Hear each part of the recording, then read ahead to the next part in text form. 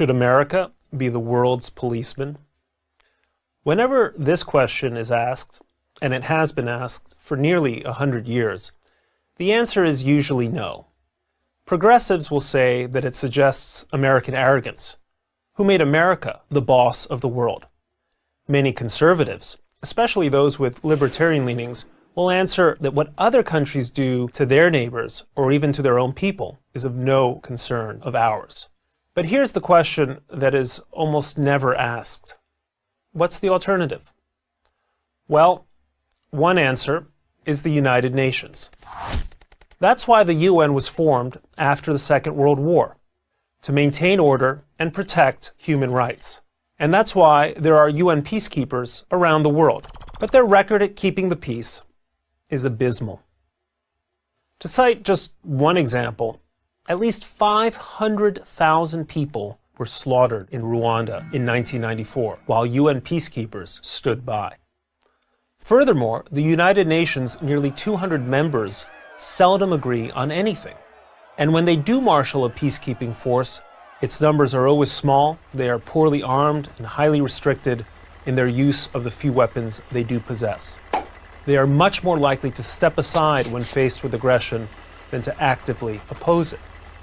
What about dividing the world into spheres of influence? Is that really a good idea?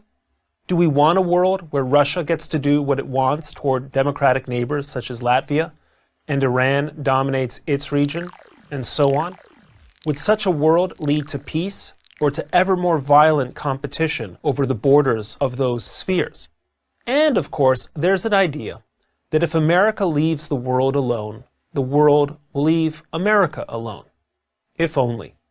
The Russian revolutionary Leon Trotsky once said that you may not be interested in war, but war is interested in you. Great powers don't get to take a vacation and don't get to take themselves off the terrorist target list. So, we quickly come to an inescapable conclusion. The United States is the world's policeman because there is no alternative, and everybody knows it. But what if Americans don't want the job anymore? What if the cop walked off the beat? The answer is clear and well-grounded both in history and current events. When America retreats, the bad guys advance. It's not a coincidence that after the US pulled its troops out of Iraq, Islamic State exploded onto the world stage. And while it's easy to criticize America for its perceived failures in Vietnam and the first few years in Iraq, what about its obvious successes? After the Second World War ended in 1945, the Soviet Union sought to dominate the world. It failed for one reason. The United States stopped it.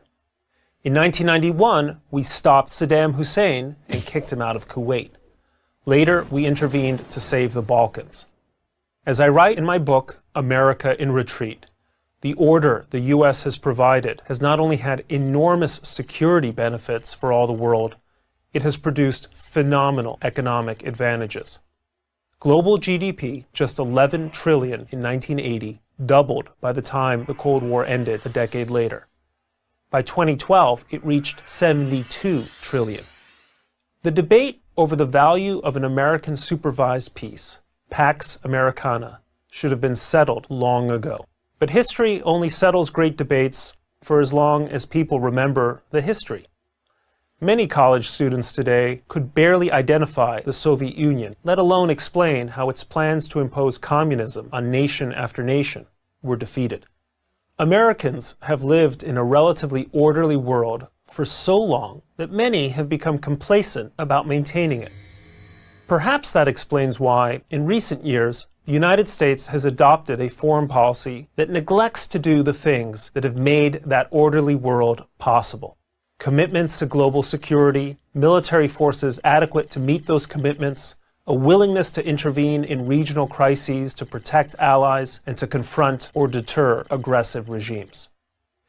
If the world's leading liberal democratic nation doesn't assume its role as world policeman, the world's rogues will try to fill the breach. Then the world would be very much like it was in the 1930s, when Western self-doubt War weariness, economic turmoil, American self-involvement, and the rise of ambitious dictatorships combine to produce unprecedented death and mayhem.